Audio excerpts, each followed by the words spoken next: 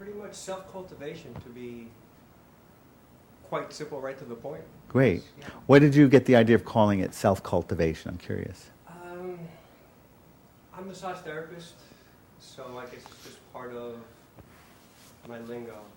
I studied Tai Chi, Qigong with a Qigong master for about 10 years, so it's kind of intertwined with that as well. Great. Yeah.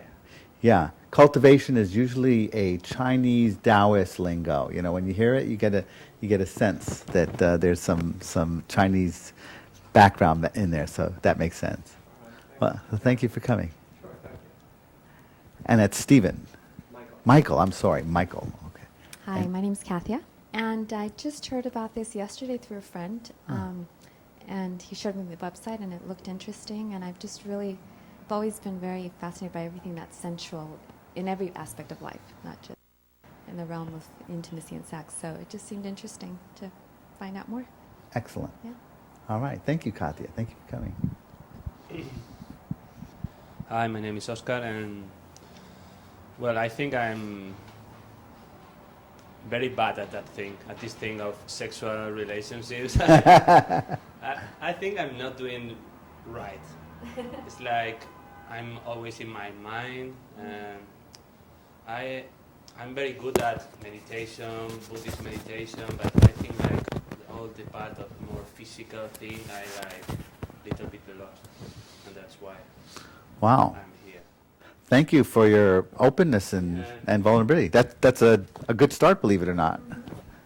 My name is Edgar, and actually I'm here because the last time I really enjoyed the chat with Sherry Winston, and my girlfriend and I came together, and then I actually spoke to you afterwards and saw that you had out for another seminar, so I actually wanted to come by and see that and kind of, touch upon like everybody's, it's kind of like similar, everybody's Excellent. experiences. So which class did you attend of Sherry's? It was female ejaculation. Okay, and was it the one where I showed my Yeah, footage? videos. Ah, excellent. So you got to see all that. Yeah. There are two keynote courses that I teach. One is the Mastering Your Orgasm, and the other is the Orgasmic Providers. Now, I'm the founder of Sexy Spirits as well, and we kind of host several educators like Sherry Winston and people that just really add to the education that we're all after. All right. So this is an interesting fact, and this is taken from the World Health Organization, and that is that every hour, 4 million people, 4 million couples are engaged in intercourse in the world. Now, it's a pretty interesting fact, especially when we go forward and realize that of those 4 million sexual unions each hour, 15,000 of them, or 1 out of 300, result in new babies. Now, why am I saying all of this? Well, because it's obviously that we're mostly engaged in sex for the orgasmic experience. In other words, and this is probably something you already knew, but if you really think of it on a world level statistic, the times that you engage in sex are very far and few between about making babies. Okay? They're about this aspect of enjoying pleasure, being bonded with your partner, and experiencing intimacy. We take this for granted. What balance did nature provide for these two things? Because it's obvious that sex does create babies and procreate our species, but it's also obvious, and probably more than obvious, because we're more aware, especially at our age, if we're not creating families or if we haven't already created families, we're more aware of that aspect of sexuality that's engaged with pleasure, with intimacy, with relationships, with how we connect. But where does nature fit in all this? That's what we're going to ask, because unless we know really whether nature provided that type of environment, we don't know what we're up against in terms of mastering our sexual energy. So we have to look a little bit at what's been happening in our society, in our culture, what you grew up into. Now, I got to live during this era. I'm admitting my age. But in 1960 to 1980, you could say that the sexual revolution took place. And it was at the same time that we had civil rights movements. It was at the same time that we had people standing up and not wanting to go to the war. The same time that we got into drugs as a recreational culture. So there was a lot of things happening in these 20-year time span. Now, perhaps none of you are old enough to experience this time, but it was a great time. It was an exciting time. I was in college at the time. This was short-lived, though. One of the things that helped this revolution on was birth control. We take birth control pills for granted now, just like we will in about 10 years take Viagra for granted. There'll probably be, by that time, some kind of female arousal pill that they'll create, which I don't think is going to be possible, because the sexuality in a woman is entirely different. But we take these things for granted. Contraception was a big part of what created this revolution. It gave us permission to engage in sex for recreation, for pleasure. In 1981, we had our first report of AIDS. The first report was in March of 1981, and we had, I believe there were 8 homosexual men that were diagnosed with Kaposi's sarcoma, which is very symptomatic of the onset of AIDS. And I mention that because that's when our sexual revolution ended. And it kind of, all the conservatives and all the right wings and all the religious and political anti-sex finally could say, see, God punished you for all that sex. So we went through a pretty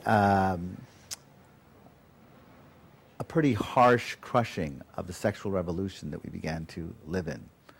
Now, not too far back, Sex and the City came up. So we have, with this new liberation, and it really started with the women. It was an outgrowth of the feminist revolution. But we now have this outgrowth of sexuality taking a more, coming out of the coffin, so to speak.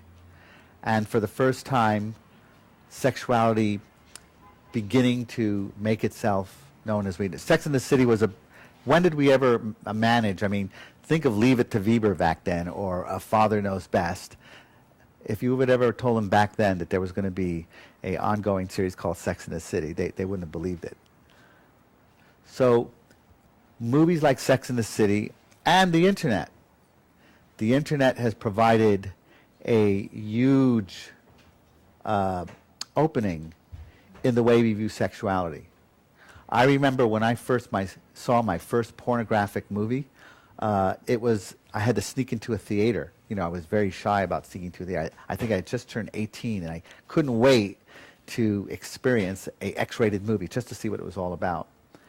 And all the way up through my college years, we didn't have internet the way we did. So pornography was relegated to movies, to magazines, and mostly to men, to the men audience. There wasn't much of a demand for pornography in women audience.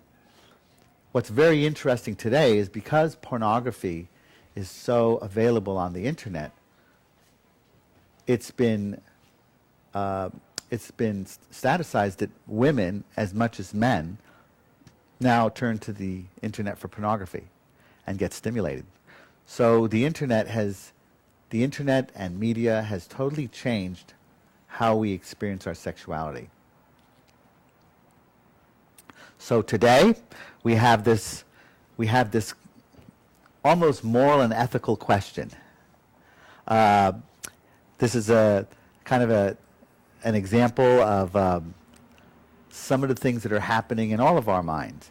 We're either so obsessed with sex, or we're so preoccupied with sex, and we're wondering whether we're normal. Or we're so sometimes awkward with sex, we don't know how to deal with relationships with others with sex, that we kind of, we really don't know what we're doing. We have this mechanism in our body, and yet we don't have much control over it. It seems to have more control over us. So here's a heroin addict, incidentally, and I want you to notice that this heroin addict He's emaciated. And why do I show this? Because people who feel this addiction for sex, they feel kind of sometimes like a heroin addict. Like they're always preoccupied with it. And you sometimes wonder when you see addicts like this, that you wonder whether you're the same as them, only you're addicted to your own sexuality. These are all questions we're asking ourselves. Is there anybody who hasn't asked themselves these questions? If I told you how many people have sat in this room and said, and raised their hand and said, I think I'm a sex addict, and I don't know how to find out. And it's really unfortunate. They don't know what's happening with sex. So we come back to this question: what balance did nature intend in terms of having this huge abundance and preoccupation with sex, knowing that sex makes babies, yet we're not interested in making babies, we're just interested in enjoying sex. So I'd like to open that up for just a little quick discussion. Anybody have any ideas on whether it's natural to want so much sex and not necessarily have a desire to have babies when you're having sex? First of all, am I right that most of you engage in sex mostly for pleasure and not for making babies? Is that correct? I just want to check. At this point, yes. Yes, okay. So did you ever wonder whether nature has provided or why that happens?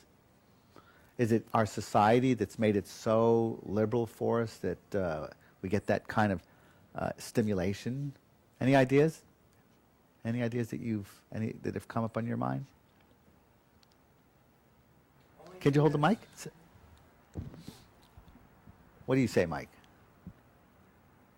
There we The go. only thing that's coming to my mind, if we're speaking of like whole animal kingdom Yes. as well, and nature, that I know besides the human species there is like a close relative to the chimpanzees called bonobos. Yes? That engage in sexual activities on a regular basis, just because it feels good, they believe. And it's usually the females in the group that are, I guess, having free sex with everyone. They're not included just to the alpha male, so to speak, and even have orgies as well. Oh. Are humans like that? Kind of interesting. Are we like the bonobo chimpanzee? There are many similarities, it seems. Sure. How about yourself? Do you agree with that? Well, I know I'm not a bonobo monkey. Well, this is good discussion. I mean, and that has been one argument, that if we look in the animal kingdom, we can point to this one species of monkey or chimpanzee called the bonobos that seem to engage in sex purely for the fun of it, purely for the pleasure of it. As a matter of fact, when they get into disputes, they handle their disputes sexually by the female coming in and just lifting up and disarming all the men and having them forget all about the fight and just getting into the sex. And it's a very interesting culture. Now, if we did that, that would be pretty cool. I mean, instead of war, if we just had, just have sex. Okay, so let's have a sex timeout. That would be a great solution. Any other ideas? Other than the fact that maybe we're somehow evolved out of the bonobo chimpanzees or some little connection there. So, I'm sorry, your question is? The question is, what balance did nature intend in terms of sex that we use for procreation? And obviously, if we have sex enough and have a baby, then the job is done. And our preoccupation with sex as a pleasure and recreational activity. What did nature build in for that? And we only have one species right now that we can point to that seems to enjoy the same thing. These have to be some questions you might have, because when your sexuality is when you're preoccupied with sexuality the way you are, at some point you start asking yourself, am I normal? What's going on? And in order to really understand our orgasm or our orgasmic response, we need to grapple with what's going on. Would you agree? So let's go a little further, because I'm going to give you some insight into how nature has really rigged it and been pretty complicit in making us the way we are.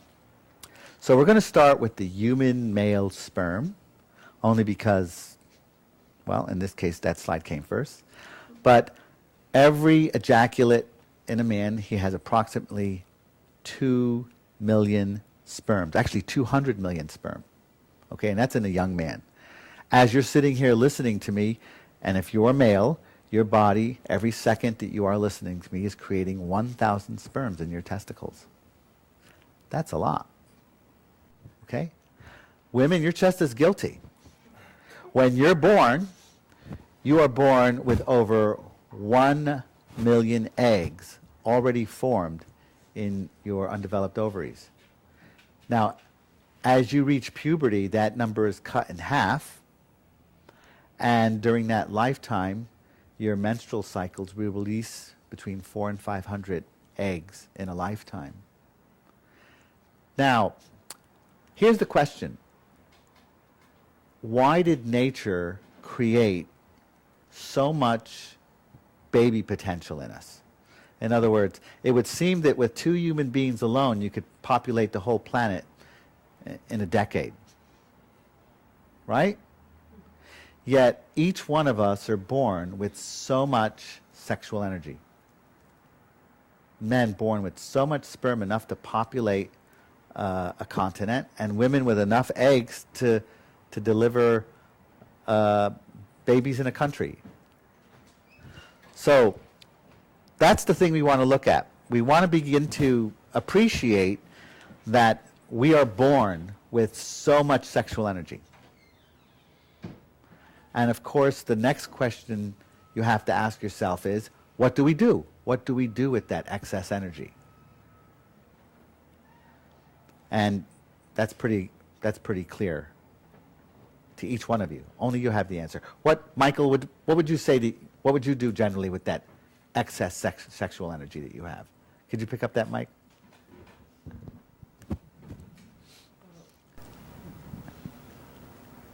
Generally, what I do with that excess sexual energy from the beginning to where I am now has been somewhat of a self-evolution.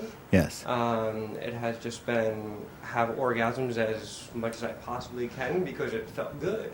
Yes. And now it's more of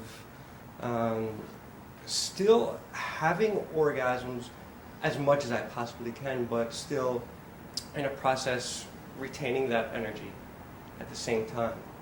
Self-cultivation. Huh. And how do you do that? Well, I've been reading a few books, practicing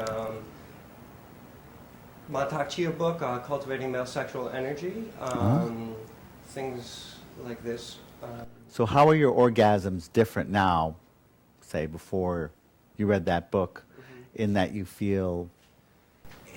Now it's more full body. Huh. Definitely, okay. yes. Mm-hmm. Good. Yeah. Okay. Or before it was just genital, right? Specific one point. Mm-hmm. Mm-hmm.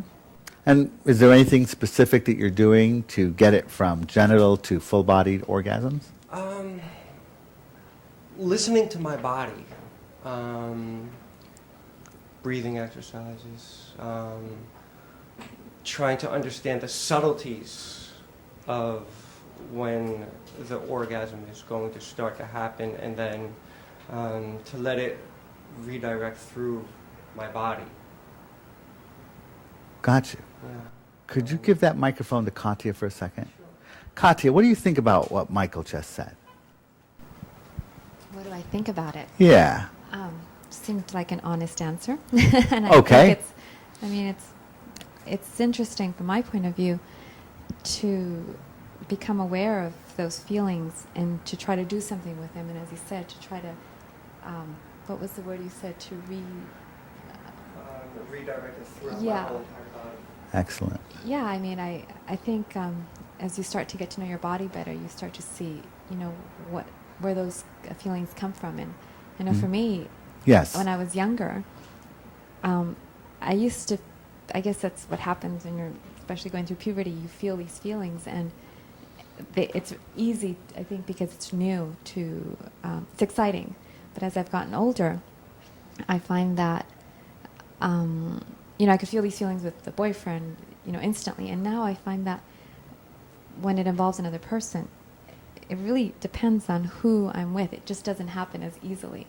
And sometimes it's easier when I'm alone because I'm in my own energy and I can explore it. So I've just been also discovering how important it is for me to feel that there is actually a union with myself or with another person. And so it's taken on a different dimension of connecting so that I can feel that I can have these feelings. And so there's an element more, I think, of quality than quantity, and just really feeling your body and exploring that. Interesting. So you're saying just when you were getting out of puberty, you felt these feelings more in connection with other people. You weren't really able to be aware of it so much as an internal feeling with yourself. Yeah, I think when I was a teenager, it was exciting. Maybe it was, this idea that, you're not supposed to be doing something. That excitement used to rush certain feelings, and sex was new and you were exploring. But then once it's not such a new thing, then it becomes more about, back then, I'd get very excited with a boyfriend. It was easy. Now it's more about the quality of the connection. And I realized that for me, if I can't have sex with just anyone. There needs to be that a deep connection so that I can really be in that place to explore and to feel comfortable to get to that point. Excellent. So even though this person might not be, you correct me if I'm wrong, but Yes. even if this person might not be somebody you're saying in your mind, he could be the father of my child, there has to be some kind of feeling that this person has a... I'm not thinking of the father of my child. I'm not even thinking of that. Right. I just need to feel that the person that I'm sharing this with has a connection to himself, Excellent. to Good. his body in a way that can allow us to enter that space, that realm. And it doesn't have to be someone that I can futurize with. It's just I need to be present in that moment, and this person needs to understand that. And when I've had partners that are just, the sex is that momentary satisfaction. It's Yes. just a physical thing, but it's not connecting at a more, at a deeper level, then it's not satisfying to me. So- Gotcha. And did that change for you? Was it at one time okay, and then it got less satisfying for you? Did what change the... That viewpoint changed, that if that connection wasn't there, it was not satisfying. I mean, yeah, I just, I think we become aroused with another person by the quality of the human being as well. And for women, there's a saying in Spanish that men fall in love through their eyes, women fall in love through their ears. And I find that, the person I'm with, even if I haven't known him that long, when I see a quality of a human being, it's arousing, it's beautiful. And to me, there's that element of it that's important. So I need to feel that connection at that level. That makes sense. Yeah, absolutely. Can anybody else relate to what Katya is saying?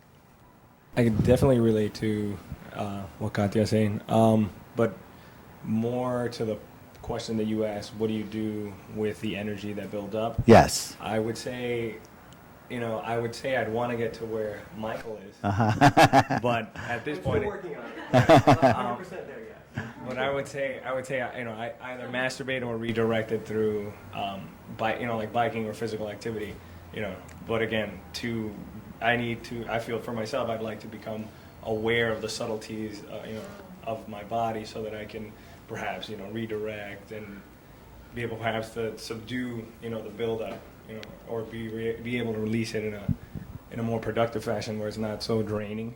Yes. So So you're saying that when you do release it, it does get draining for it you? can become draining. Okay. Yeah. Gotcha. Can, yeah. Good. Excellent. Good. Excellent. Thank you.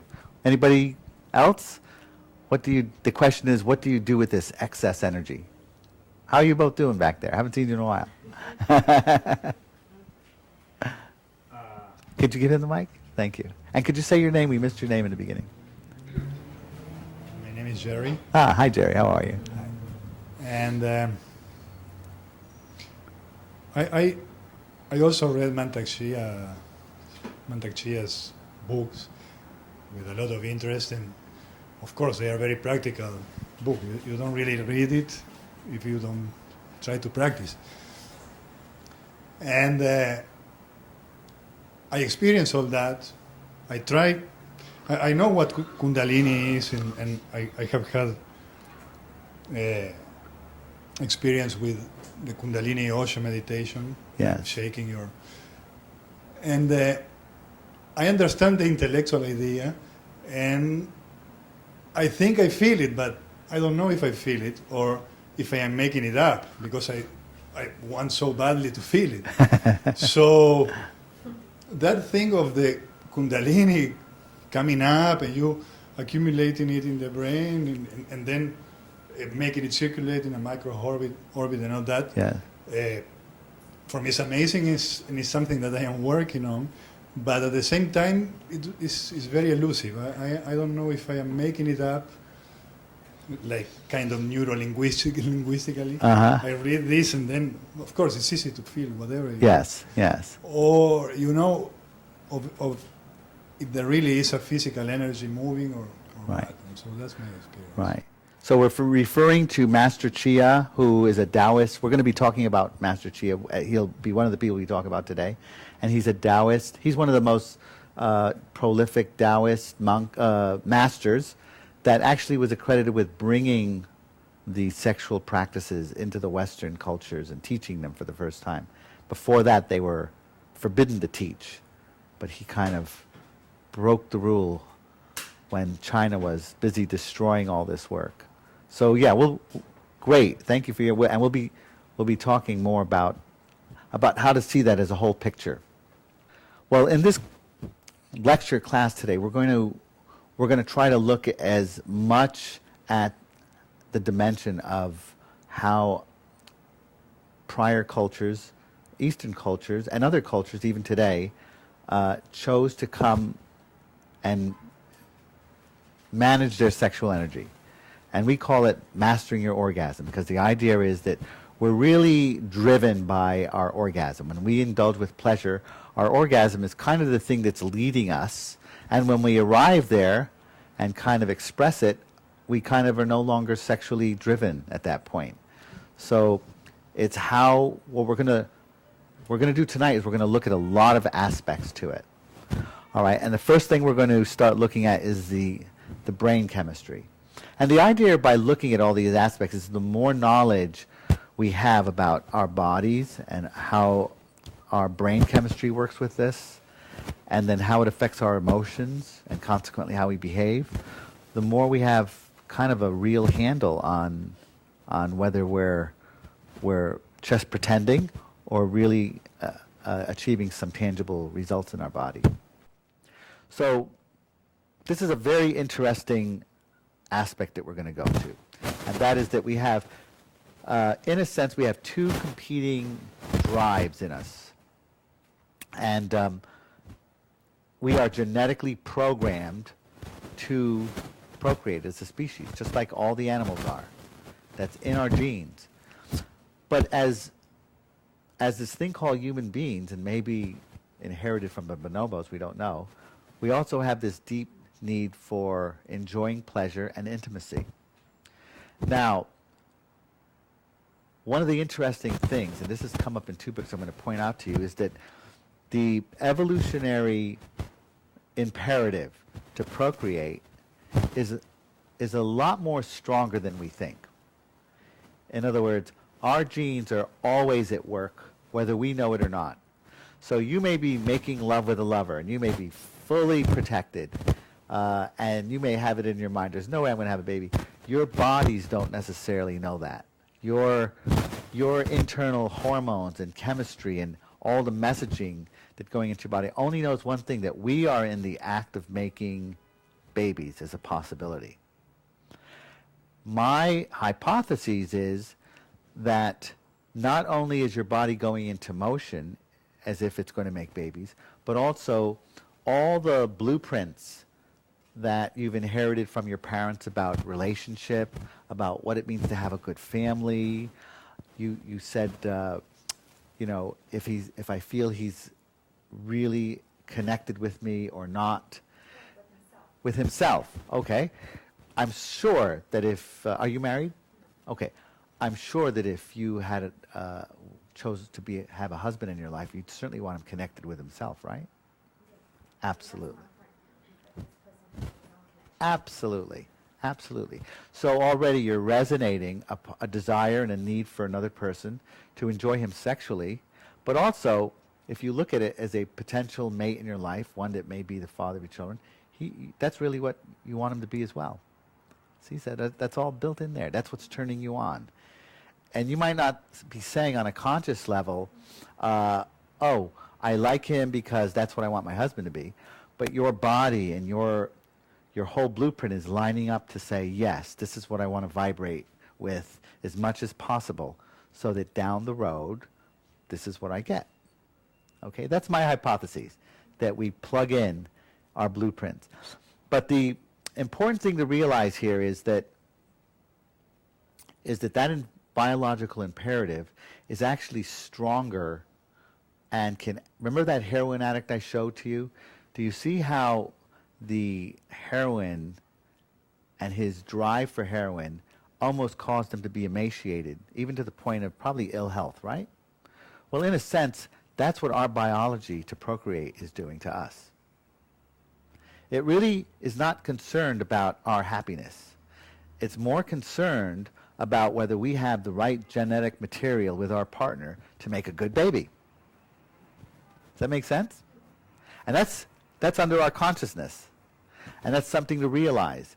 It doesn't mean that we now have to think about making babies, but we have to realize that our bodies are kind of driving us in a way to connect with the people that we do in order to fulfill the drives that are in our genes, dictated by our DNA. Let's talk a little bit more about the chemistry. And I'm going to show you a little film.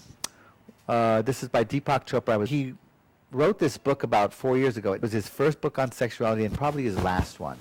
But he does talk a little bit about the chemistry. So let's see if we can listen to it a little bit. How's everyone? So you're probably wondering, why did I write Kama Sutra after all these years? So what am I doing writing a book about sex and eroticism? Well, for those of you who are not familiar with my background, I'm a physician, and my training is in endocrinology, and after that in neuroendocrinology, which is the study of brain chemicals. And many years ago I became very fascinated by the idea that you could have two people who had the same illness, saw the same physician, got the same treatment, and could have completely different outcomes. So one person could die, the other could recover. So this was many years ago, and I became fascinated by the idea that there was something going on in a person's inner being that we weren't understanding in medicine. That we had been trained to become superb technicians that knew everything about the human body, but we were really not good healers because we really didn't know anything about the soul. So one thing led to another, and I got interested in the role of consciousness and how consciousness influences our biology. That consciousness is primary and then biology is secondary, it's not the other way around. And that led to a series of very interesting discoveries in the 70s and 80s about the molecules of emotion. So we began to realize that wherever a thought goes, whenever you have a particularly strong emotion, that there's a biological response to it.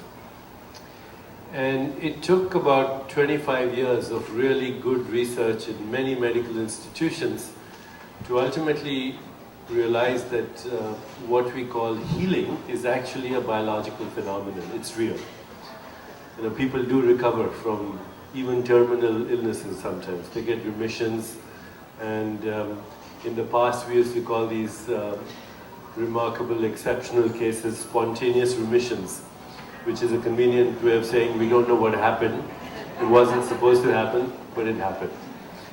So it took about 25, 30 years to realize that when a person has an internally induced state of euphoria, when you feel euphoric from inside, then that has very interesting biological consequences. And the best way to describe euphoria from inside, not by taking something like ecstasy, but an internally ecstatic state, the best way to describe that is what the great Sufi poet Rumi says is the intoxication of love. So when you have the experience where you're intoxicated by love, you have the experience that you're literally in a state of intoxication because of the experience of love that's coming from inside, then your body simultaneously makes all kinds of wonderful drugs or chemicals. It makes serotonin, which is a hormone that makes you feel happy, but also gives you a sense of power and self-esteem. They say that Henry Kissinger had very high levels of serotonin, but everything else was messed up. So you secrete serotonin, you secrete dopamine, which is also a hormone that is associated with feeling happy. You secrete opiates, which are endorphins or internally generated opium-like compounds, which give you that feeling of intoxication. And you also secrete something called oxytocin. Now, when I was a medical student, oxytocin was the hormone that we realized was responsible for milk secretion when the mother feeds her baby, or it was the hormone that causes the expulsion of the fetus when it is mature. But now we also know that oxytocin is a pleasure hormone. It goes up during sexual orgasm, for example. So the intoxication of love allows you to simultaneously, synchronistically secrete oxytocin, the pleasure hormone, dopamine, the happy hormone, serotonin, the power hormone, and opiates, the hormone that makes you feel a little intoxicated. Now, it's interesting that no drug in the world can do that. No drug in the world can cause the synchronistic, simultaneous secretion of all these hormones. It can only happen when you fall in love, or when you have the experience simultaneously of pleasure and love at the same time. And not only do these hormones get simultaneously secreted, but they are also immunomodulators, which means they actually modulate the activity of the immune system, which of course we know helps you fight cancer and infection and even the ravages of time, or what we call aging. So suddenly it became clear to a lot of people that love is actually a healing force, and probably the most powerful healing force in the universe. Rabindranath Tagore, a great Indian poet, said, love is not a mere sentiment, love is not a mere emotion, love is the ultimate truth at the heart of creation. And love is really the force of spirit. And so as I started to look at the great literature of Vedanta, which is everything I've written all my life is based on the insights of Vedanta, which is a wisdom tradition that comes to us from the sages of the Upanishads. One of the things that I realized is that Vedanta had very elegantly expounded the role of love in our life, including the role of sexuality. In Vedanta, we are told that there are 4 goals that human beings have. The first is kama, which is pleasure, literally, usually associated with sensuality and sexuality. Kama is pleasure, that's the first goal of life. Now, there's a prayer of St. Augustine, Lord, give me chastity, give me continence, but not today. So, kama is the first experience that human beings seek. The second is dharma. Dharma is how to harmonize the elements and forces in our own being with the elements and forces of the cosmos. And when we do that, we resonate with the synchronicity, the harmony of the universe. That, of course, restores our biological rhythms, which is also part of the healing response. So the second is dharma. And the third is dharma, artha, which means material achievement, success. And finally, moksha, which is freedom, spiritual freedom. And if you look at dharma, artha, karma, moksha as the four goals of life, you realize that they're very closely related to Abraham Maslow's hierarchy of needs, which starts from survival, safety, achievement, love, belongingness, self-esteem, creative expression, renewal, higher guidance, and ultimately transcendence. And one of the things that is most fascinating about the Vedic tradition is that it goes very deeply into the nature of what we might call the yoga of love. Yoga means union. Union with the divine force, union with the source of creation, union through relationship, but ultimately through relationship with the ultimate source of everything that exists. And if you see the stages of love as they unfold, when we understand the yoga means again union, love, that love takes us through several stages.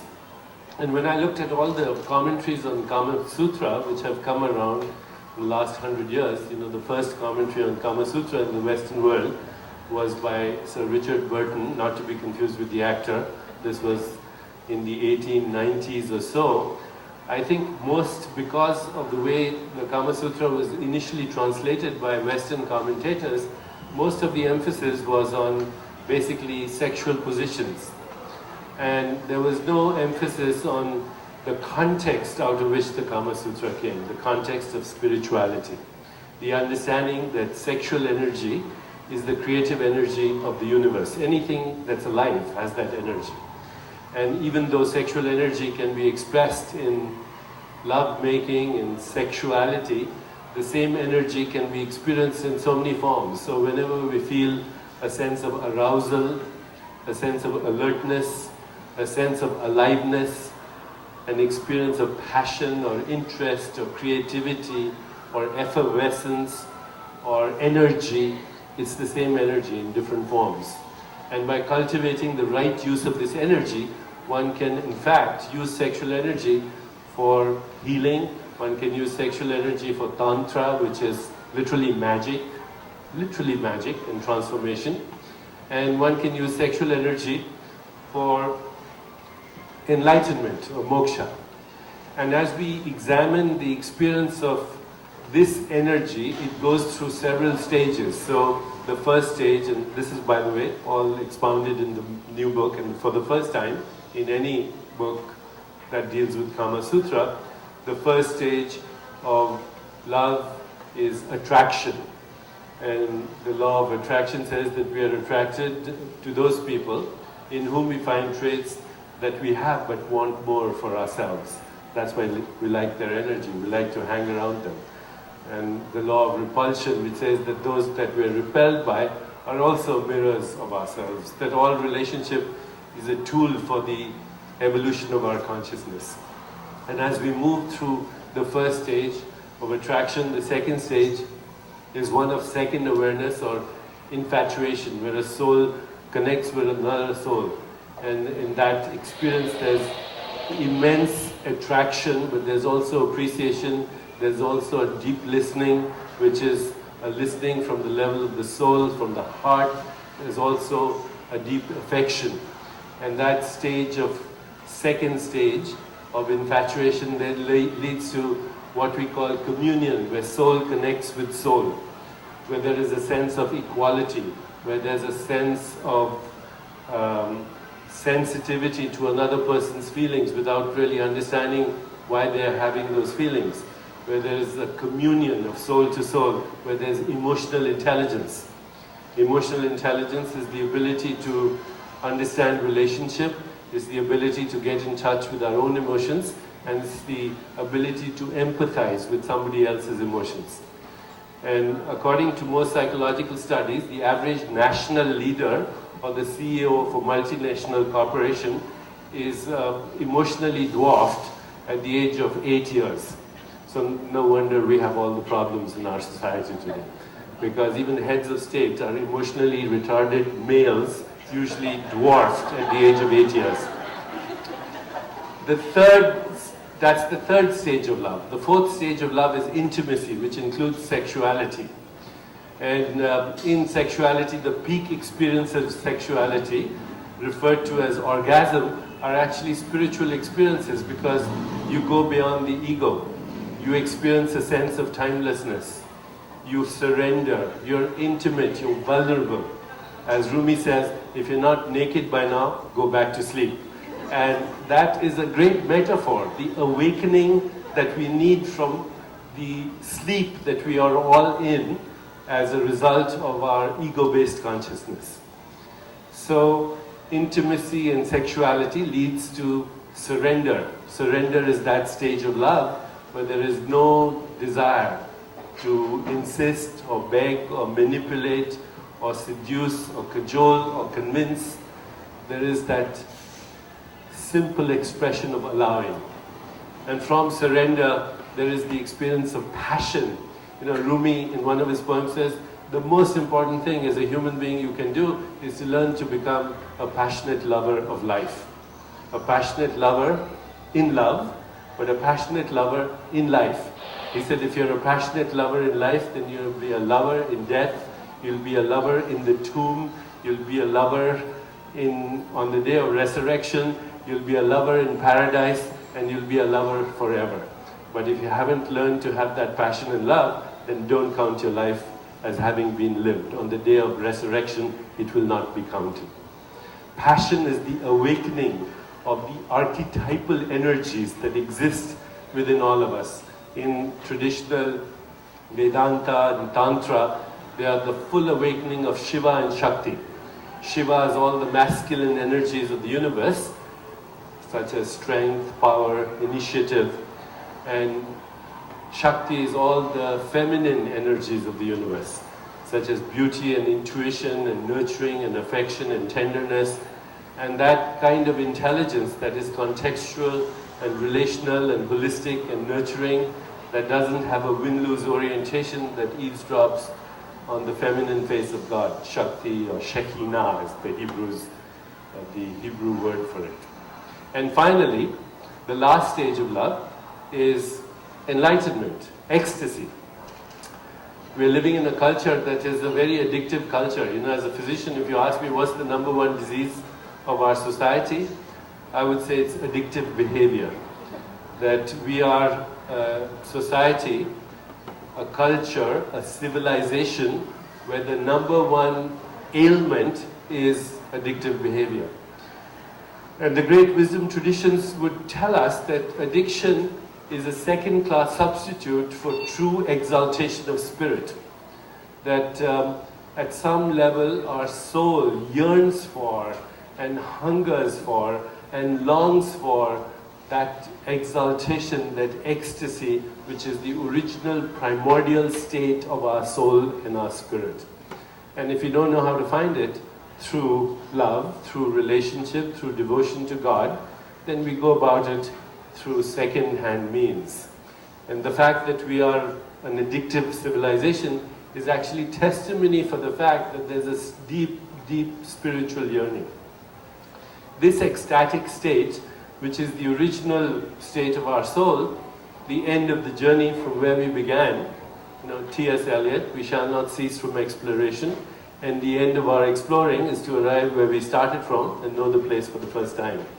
This ecstatic state is simultaneously physical, sensual, sexual, but it is also mythical. Mythical means that at deep level we have these gods and goddesses inside us that yearn to do extraordinary things, that yearn to do grand things, that yearn to go beyond our skin-encapsulated ego and really nurture the ecosystem, the chain of being, the web of life. And finally, there is what is called sacred ecstasy, which is the direct experience of the divine, of God. And when we have physical, sensual, sexual, mythical, and sacred ecstasy, then we are holy, and then we are healed. That was the true reason for me to write this book, Kama Sutra, including the 7 spiritual laws of love, because I felt that Kama Sutra had to be put in the right context. So I'm going to close now with a short poem that was sent to me by a friend of mine. It goes back to biblical times, but it very, very effectively describes what I've been saying. So I don't know who the author is. It goes back to the time of King Solomon, found in the recently discovered Gnostic Gospels in the Egyptian desert. But here, this is the way it goes. As I said, I don't know who the author is. He's speaking to the infinite being, or she is speaking to the infinite being, and this is what he or she says. You split me, and you tore my heart open, and you filled me with love. You poured your spirit into mine. I knew you as I know myself. My eyes are radiant with your light. My ears delight in your music. My nostrils are filled with your fragrance, and my face is covered with your dew. You have made me see all things shining. You have made me see all things new. You have granted me perfect ease, and I have become like paradise. And having become like paradise, my soul is healed. That's Kama Sutra. Thank you.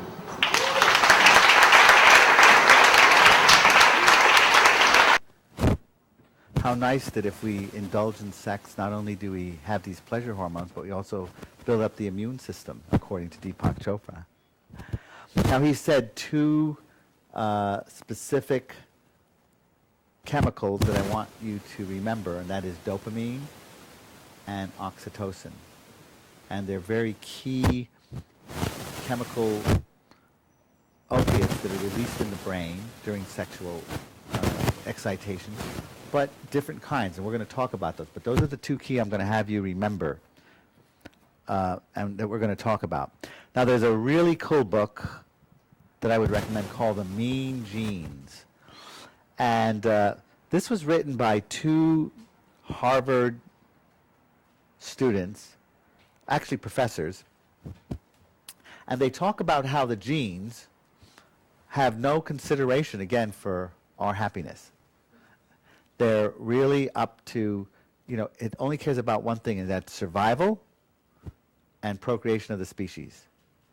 And it's a great book because not only does it talk about how our genes run us sexually, but also in terms of how we make money, how we save money, how we eat food, the fact how, that we are an obese society, and how it's driven really by our genes. Really good book. There's another book that came out at about the same time called Cupid's Poisoned Arrow. And what Marna Robinson talks about here is that the arrow, or the Cupid, when we are touched by Cupid's arrow, engaged in pleasure, sexual pleasure with a person, that there's a built-in arrow. There's a built-in poison. And it comes from a genetic idea of the following, which we're going to talk about. And that is that, here's her premise. Her premise is that when we orgasm, we have this huge dopamine rush. It's the body's reward of saying, good people, good, you've done your job, you've made your effort to create a baby. This is your reward. And we're flooded with dopamine. And what happens soon thereafter is that the levels, like any drug that shoots in your body, it goes down. And it begins to shut the system automatically. So we get this, and they've found that the rush that you get of dopamine from an ejaculatory orgasm, in men in particular, because women don't necessarily have ejaculatory orgasms, is that it's very similar to a heroin rush. And what happens with any drug is that when your body reaches a threshold of where that drug made you feel good, then you'll notice that the next time you need more. So men, you're very probably aware of this. You'll notice that if you're turned on by a pornographic image today, that same pornographic image is probably not as interesting tomorrow. You ever notice that?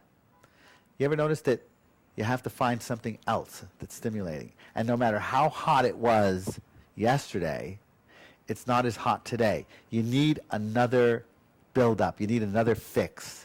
You need another stimulant. It's very much like what a heroin addict goes through. Absolutely. It will probably never end because of this one little aspect of how nature has provided. And now you also have Could you hold the mic? I'd love to hear your comments on the mic if you don't mind. No, that was Yeah. to comment that on top of that, now you have the technological progress. So every year you have more definition. So you see, like they call it vintage porn Yes. from the 90s, Yes. because it's grainy, you know. Yes. That is vintage porn. So, and every year you have more definition and like more quality of sound, more everything, like more obscene, you know. Yes. Yes, the porn industry will have to constantly change because what turned you on today will not turn you on tomorrow. Did you ever think about that? Why do you think that happens? Is there anything similar in human behavior that's like that?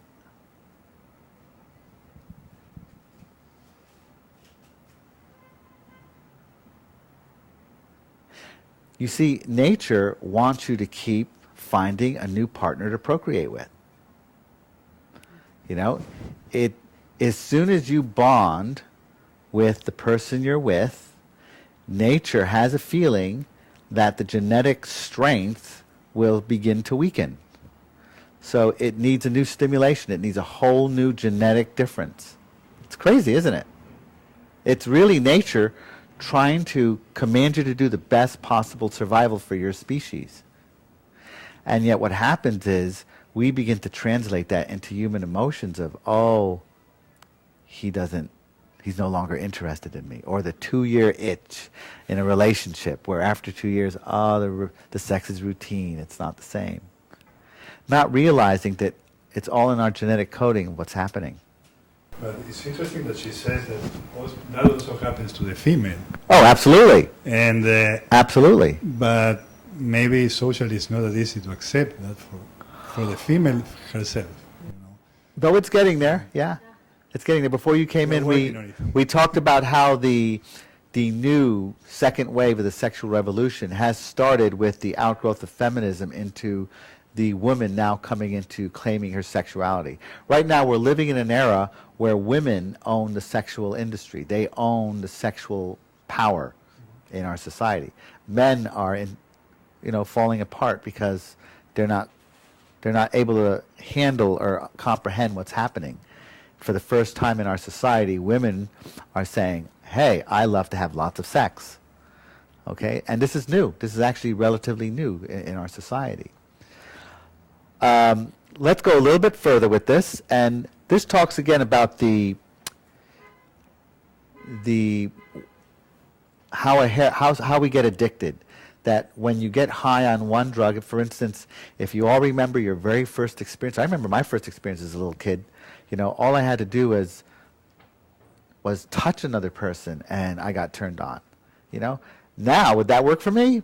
No, I need a lot more, because the amount of stimulation and the amount of dopamine gets, the body adapts to it. So we have this very interesting phenomena that our genes have set up in our body that messes with our turn-on and our stimulation. You ever hear about the Coolidge effect? Now, Cupid's arrow talks about the Coolidge effect, and I'll give you the story. Coolidge effect, and it's an official name now, and it's based on President Coolidge and his wife. They were visiting a farm, and I don't remember where the farm was, maybe in some Midwest country. And the farmer had brought, and it was a chicken farm, and the farmer was walking around with Mrs. Coolidge and showed her the chicken coop and said, look at that hen. that hen is always copulating with all the hens around here, and he's just nonstop. And Mrs. Coolidge said to the farmer, "Could you please show this to the president?" And later on, he was walking with the president, and he said, "President Coolidge, that rooster there is always copulating with he's always copulating all the time with the hens." And the president asked him, "Is it with the same hen?" He said, "Oh, no, never." He says, "Tell that to Mrs. Coolidge." So it got coined as the Coolidge effect. And the idea is that nature, or that we need variation, that our genes are commanding us to have variation in order for our species to be strong. Very interesting phenomena. Now, this is not by any means an argument to all of us turn into swingers or polyamorous people, but it certainly lays the groundwork why people do. Now, we're going to talk about the yin and yang of these two drugs, because when you begin to understand these chemical differences in your body, for instance, you were saying how you experienced when you were coming out of puberty one type of sexuality that was exciting, and you weren't thinking about whether this person was connected with themselves or not. It was all just exciting. Just touching them was enough. Now that's not enough. Exactly. So we're going to call that the yang chemical release in our body. That's almost the driving, addictive, almost, this is more important than anything, I don't care who gets hurt, kind of chemical that we'll call, and believe it or not, dopamine gets released more during full orgasmic experiences that ends in cessation of the experience. In other words, if you engage in sexuality and you have an orgasm where one or both of you reach that peak and then it's time to have a cigarette, there's lots of dopamine in your body. That's the chemical that's being released. Not necessarily oxytocin. Now, oxytocin is the bonding hormone. When a woman becomes pregnant, she releases tons of oxytocin in her body. She releases tons of oxytocin, not only to bond with the father, but also to bond with the newborn child that's coming into. The oxytocin, as Deepak Chopra said, is the chemical that's also going to convert the blood into the milk to feed the baby so that the woman starts to produce milk in the mammary glands. It's interesting that when we engage in love play that is not so orgasmic releasing, but is more loving, more intimate, such as kissing, such as hugging, such as sleeping together, the major drug that gets released is oxytocin. We bond with our partner. We don't necessarily feel, "Oh my God, this was excellent, this was good." We feel, "Oh, it's so good, it feels so good." We almost purr. Yes. The oxytocin is the reason that it's more difficult for women to have one-night stands than it is for men, because when oxytocin is released, the woman bonds with that man and she gets more attached. Would you say that was accurate? Yes and no. Yes and no. It goes both ways. It goes both ways. My experience is it depends on the orgasm of the woman.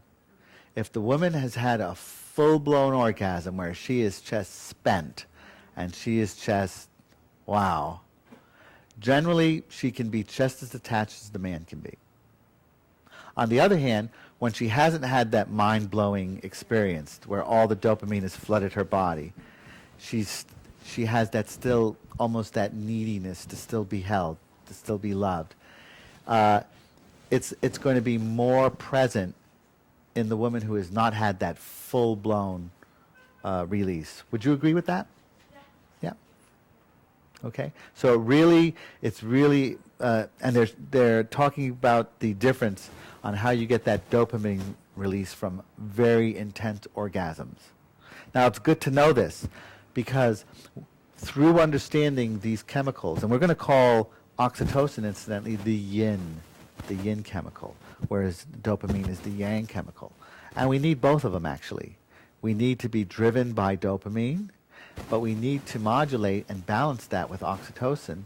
And that's going to be a really, once we begin to get aware of those chemicals and how they're feeling in our body, we're going to very easily modulate the quality of our orgasm, the direction of where our orgasm is going. We're going to be able to see pretty clearly when, for instance, we don't think about ourselves or the other person, we're realizing that we're going over yang. Okay? So you'll be able to see that this is going to be a really good marker to start to become aware of as we go forward. Now, for the first time, we're going to talk a little bit about cultures that made these observations way before there was microscopes or telescopes. Who knows how they did it? I mean, to this day, the Mayan cultures and the Chinese cultures and Indian cultures have a sense of astrology and have come up with planets that only now we've been able to verify through telescopes. So it's really up to speculation how they did it. But that's not the topic of this discussion. The topic of this discussion is that we have India and China as two strong countries, and we're going to start with India first. Does anybody know anything that's unique about India regarding spirituality? In terms of sexuality? Spirituality. What's unique about India? Well, the meditation aspect of the culture. The importance of connecting with that. Yes, India is the only country in the world that from its very birth, the spiritual evolution has never stopped. There's always been a conscious spiritual evolution. There is no other country in the world like this. It's pretty profound when you think about that. And when you see all the studies of India and all the yogis that are there and a lot of shysters as well, you know, but millions. I mean, we might go to a church convention here and see 50,000 people. You go to a spiritual convention there, and you're looking at millions. So, very interesting, India, and its proximity to China. Now, India, and to this day, its views of sexuality are very different from China. India went through a period, especially with the Buddha, where to a degree it did not place the body as important. And this was really more in the yogi cultures than it was associated with the Buddha. It was considered that the body could be starved, it could be basically less important than the spiritual development. And as a matter of fact, the body needed to in some way be ignored. And this created a climate as it does today. Well, not so much today actually, because, well, we don't know, because yogis may cheat. They may go back and eat, but they say they haven't eaten for years. But it created a culture of bodies that were diseased, especially in the sexual organs, because the sexual organs, when we don't use like any muscle, will atrophy. Now, Taoism evolved out of China when they began to import Buddhist teachers to teach Buddhism in China. And what the Chinese culture, if you think about the Chinese culture, it was always, and probably still is, a very body-oriented culture. Their attention in the martial arts, everything that they did in terms of warfare was really developed in terms of, and their temples all were associated with martial arts as well. As a matter of fact, they're the center of martial arts in the world. So when you had the Buddhists come over and teach them these teachings, they could not really assimilate or accept the denial of the body. So they took the teachings, and they always looked at sexuality and began to look at sexuality and say, these are organs that need to be taken care of. Not because we're pleasure freaks. As a matter of fact, a lot of the practices that were developed in the Taoist tradition that Mantak Chia is a lineage of were all created by monks that were celibate.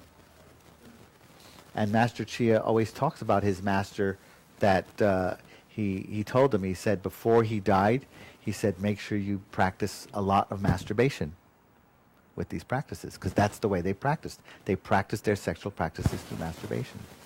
So it's very important to look at these cultures because they give us a lot of information. Number one, how they viewed sexuality as a integral part of health and longevity. Okay, it was less for pleasure and more so that they could live long, because the concept of Taoism, as in Buddhism, is that there is no heaven to go to after we die. Heaven is here. We are meant to live as healthy and as long and as wise as possible to realize enlightenment here and now. Therefore, we need healthy bodies and we need healthy minds. So you could see the logical reason why they would incorporate sexual cultivation and the attention to not letting the sexual organ to atrophy. And also the endocrine system, the hormones that were released, making sure that the body stays balanced, which we're going to talk a little bit more of as we go on. These are temples in India. Now, to this day, nobody's really sure why they had all this erotic imagery. My guess is they knew how to go into these temples and meditate on this. You know, my hypothesis is that they knew how to take their energy, and they didn't have pornography back then. They only had images like this that could turn them on. So they would go, get turned on, and begin to pull the energy in, begin to breathe the energy in. Okay? That's my hypothesis. We really don't know. There's no real explanation of why these, but they're all over the temple, and I can't remember the village in India that has these temples. I also find it interesting in India, they have several what they call lingams. Yes. Which are the male penis. Yes. But it's there as something, statues of this, as something to worship, and it's quite normal to go to a lingam and to acknowledge it, right, for the fertility symbol. It was in ancient India. When it was taken over by the English colonies, all of this material was destroyed. Oh, so there aren't any there? If you go to India now, sexuality is no-no. Yeah. Right, right. And all, right. And all this was because of the British takeover, where they looked at all this and, yeah, they considered this, oh my God, hedonistic, terrible. Can you imagine? And we lost that part of the culture. So that's why we don't have a lot of the writings and background from this. Now, the Taoists viewed sexuality as an overall well-being, just the way we view nutrition and exercise. In other words, how many go to the gym and work out? Okay, I used to. I have to go back. How many watch what they eat? Watch what they eat. You know, you eat right. Try to eat organic foods. So we have a lot of attention on how we eat.